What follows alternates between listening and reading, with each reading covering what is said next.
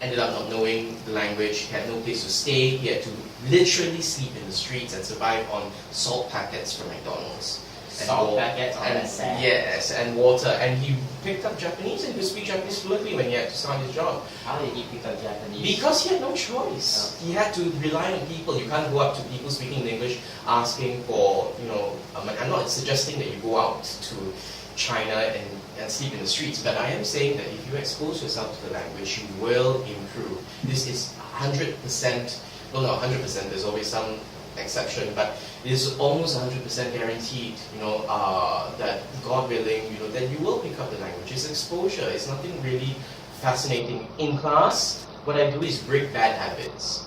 Because people make mistakes, they think that this is how it's supposed to be, and they consistently repeat the same mistakes. So when I get here, I break bad habits, not just in terms of the mistakes that they make, in terms of grammar, but also in terms of their conception of what language is. They come here thinking that it's either you master the language in some way, there's some secret behind it. There really isn't. It's just about you having the courage to speak, having the humility to learn, and not being too, we don't like to be corrected. Yeah, we really hate it when people tell us, no, you should be this way, you should be that way. And then there's the unfortunate thing when people laugh at us, yeah?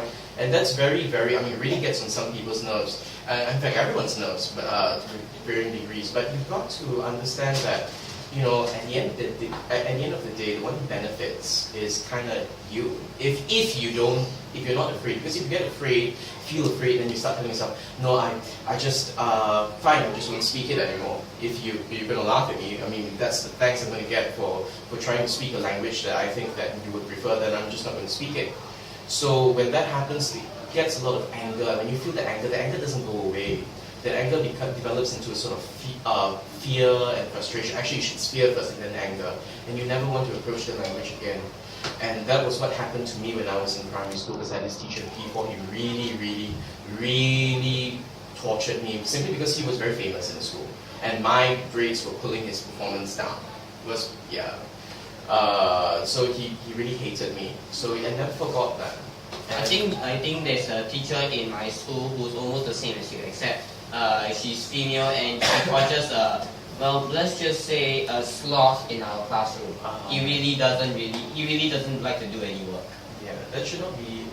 You shouldn't let let the negativity get to you. No, the funny thing is the teacher always seems to pick on him. Literally. Anything, even if he never does anything wrong, for some reason, he just gets on her nerve. Yeah, it's very unfortunate. Yeah, so it's very difficult. But then again, he is kind of hated in class, so. But there's no reason to behave that way. The classroom should be a safe place. Okay, we'll wait a little bit for the others. Class hasn't. Oh, actually, they should be here. I wonder why they're late. Well, let's start with something easy in terms of something that you'll probably be compelled to do. I'm not sure whether your school will want to teach you this, but it's something that we will have to face when you enter or when you sit for your O-levels. So I'm not sure the NEA students will be taught this for your school, because your school may be more tame. Do you want to sit down? Are you more comfortable? Yeah. So it depends on on how your school feels about it. But I personally feel that we shouldn't delay this particular aspect, especially since they are focusing more on the argumentative aspects and of course the discursive aspects. Now, this is also useful for comprehension, because you have to understand that the papers are split into two forms, and this is also the case for any papers. So the first, the comprehension paper is split into three sections. First section will be a visual text, and you look at it and then you answer 5 questions, or questions with 5 marks in total, so 4 questions usually. Then after that you get the narrative passage, and then after that at the back you have the very factual passage, non-fiction passage. So you have a narrative, which will usually not be fictional as well in the first place. But the last one will be an argumentative and discursive passage. And these passages, based on the feedback of the O-level candidates last year, students had a lot of trouble with these passages, and I think part of the reason is they're not familiar with such passages. Yeah. So what can we do to help ourselves with that? To understand first and foremost what these passages are made up of, in a sense, right? I think you can handle this. Okay. Have you heard of logos, ethos, pathos? Yeah, no. Okay, so these are Latin terms, okay? These are the three pillars of argumentation, which is the art of making an argument. But I'm jumping the gun here. Arguments, in the first place, what do you think an argument is? The traditional meaning, not the conventional meaning right now. When we say arguments, you probably think what? Screaming, shouting, going in each other's throats. Yeah, this is precisely not what an argument is supposed to be traditionally. The argument is actually a matter of persuasion. That means my goal is to persuade you to believe in what I say. Now, why was this the case? Because in ancient Greece, if I'm not wrong, how they settled their legal issues was that you could pay someone to do it, but you could do it yourself. Defend yourself in front of your peers, so like 50 of your peers, something like that. So you could state your case and persuade people. So it's not about, I found this evidence, I found that evidence. No, it's not that way. You kind of argued your way to innocence. So it was a big deal in the past to be able to persuade people to your view, and this kind of influence was a huge deal. I mean, people could try to plot and scheme and kill each other in order to gain more influence. But one way of not actually resorting to bloodshed was to use argumentation, which is the basic form of it. So there are a lot of old principles. I'm not going to bore you with the details. I don't know all the details. But I will tell you that the basic logos, ethos, pathos is very much a part of the arguments that we see these days. And the problems with students when they try to write arguments also arise because they don't really have the right combination. So what's the translation for logos, ethos, and pathos? Very good question. So logos might look like a word that you should recognize. Logic. Yeah, logos is in other words logic. Okay? So logic, in other words, when we come up with, now this is what I'm going to focus on today, about logic. So when we talk about logic, we're talking about how we deduce, induce, abduce, terms that I will explain later, to try and figure out rationally what leads from what leads from A, is it B or C or D, right? Or what is the logical link between B and D? Is it cause effect? Are they just complementary effects, or what is it, right? So logos is you would think that logos would be the main thing in trying to find out the truth, but human beings are not so simple, right? To persuade people, it's not enough to just simply present them with the truth. You have to persuade them to the truth, and so that's why logos is not the only pillar. There are another two pillars, ethos and pathos, right? Pathos, I think you would recognize from the word pathetic. Now, the original meaning of pathetic is not pitiful. That's not what he meant. The original meaning of pathetic would be to be full of the kind of emotion, possibly tearful emotion. Right? Possibly tearful emotion. And so, pathos, so basically what we're doing is we're talking about the elements of argumentation. I think I've been through a little bit with this before. Today we're going to focus a bit more on logic, but I'll reintroduce these key elements. Alright? So, logos is logic, pathos is of course emotion. Right? Now, why emotion?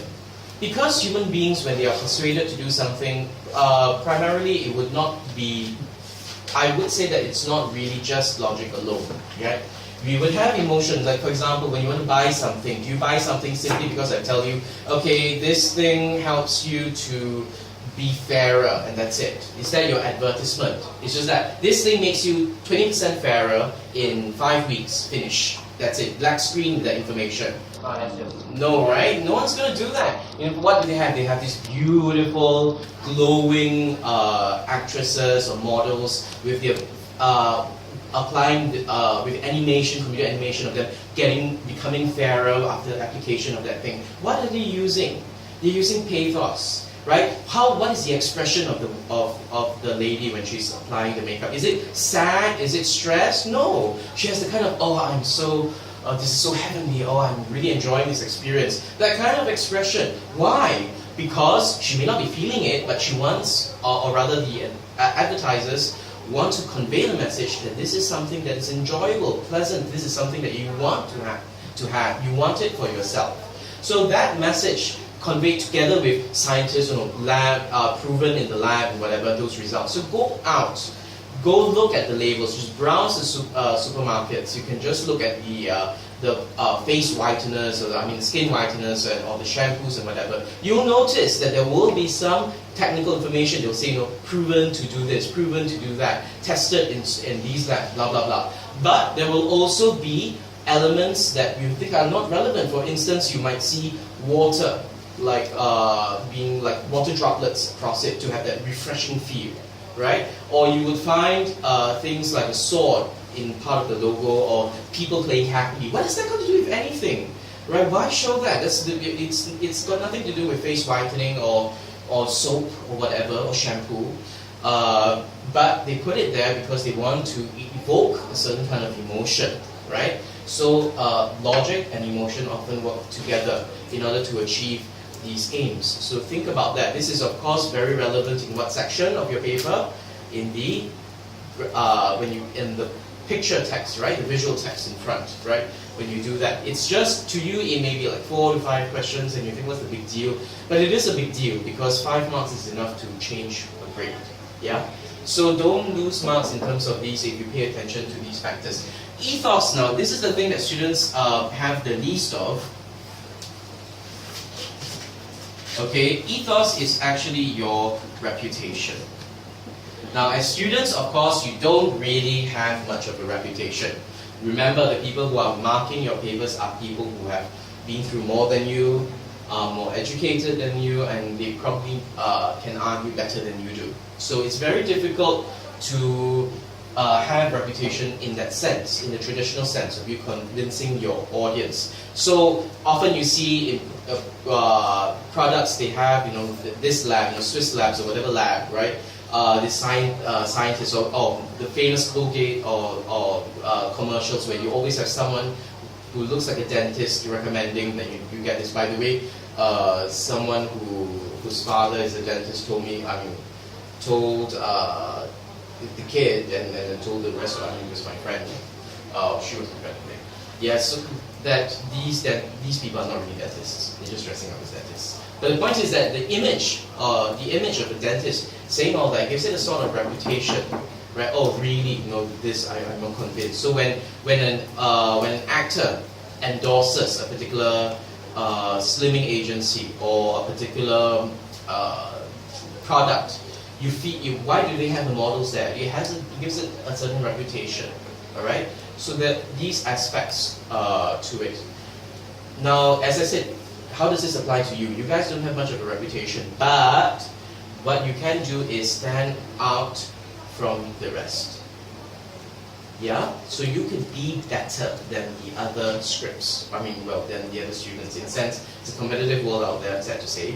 So if you appear to be more in the know, more in control of the situation, and that works for you, right, compared to the other students. Another thing, write about what you know. Areas in which you are familiar with, right? This applies, and all these three apply as well for oral examinations. Yeah, right? Wei will be meeting those soon. Okay, so this is relevant as well. Talk about what you know when you're doing your oral examinations, and of course you'll have your own oral examinations. So talk about what you know. Don't veer into something that you don't know to try to appear intelligent, because what happens is you end up looking dumber and sounding dumber than you actually are. Right? Not that you're dumb, I'm just saying that. Less intelligent, okay, let's put it that way. Alright, so what you need to remember is try to draw the topic to an area in which you are confident about, or more confident about, as long as you're not stretching it such that you're not talking about the main issue anymore. Yeah? These things to talk about them, I could spend years and we probably wouldn't run out of things to say. But today I'm going to focus on logic. Okay, but you understand these three, yeah? Do you need to take down any notes? You sure you're okay? Let's see. Yeah, I'm good. You sure? Huh? Okay, so where is the duster? Sorry, excuse me for a moment.